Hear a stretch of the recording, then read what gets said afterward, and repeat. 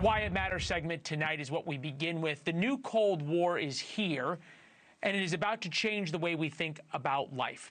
President Trump, you might remember in his first term, he hated using the word nuclear. Nuclear, he never said it. It was the N-word, on and on and on.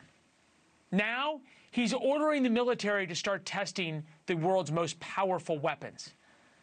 It's not 100% clear if he means warheads, actually going boom, or missile tests. But reasonable people can agree he's pushing for explosions in the Nevada desert. Trump ordered the tests after Russia fired off a nuclear missile of its own. We reported on it. Vladimir Putin also claims to have developed an underwater nuclear weapon that creates radioactive tsunamis. They seem to all be nuclear testing. We have more nuclear weapons than anybody. We don't do testing. We've halted it many years ago. But with others doing testing, I think it's appropriate that we do also. All right. The United States conducted more than 1,000 explosive nuclear tests between 1945 and 1992. 1992 was the last time, but it was 27 per year. We still don't know if and when the next actual test of a nuclear weapon would happen, the bomb, or what kind of weapons would be involved. Now, all of this may come as a huge surprise to you, but the United States and Russia were already set to negotiate a nuclear arms treaty that expires in February.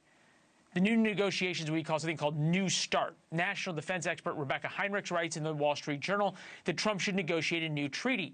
From her piece, extending New START would make it harder to deter Russia from using a nuclear weapon in Ukraine or attacking a NATO country unconventionally. It would also undermine America's ability to deter China, which has more than tripled its arsenal in the past 5 years. So in other words, let's go back to no treaties.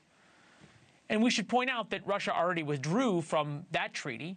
It's hard to believe they were complying with the lopsided deal anyway. But that didn't stop Democrats on the Hill from today criticizing President Trump for saying we would test ourselves.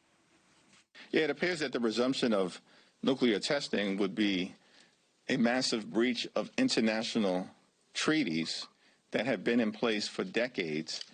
And it's just another example of Donald Trump and Republican policies going too far, being divorced from reality.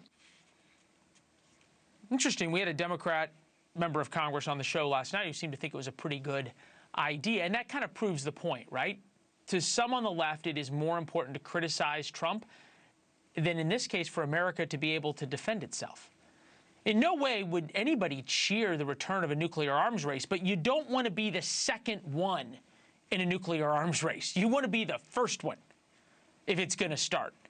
If our two biggest adversaries are breaking the rules and testing their own weapons, why wouldn't we? Thank you for watching. Subscribe below and download our NewsNation app right now on your phone, and you will get fact-based, unbiased news for all Americans.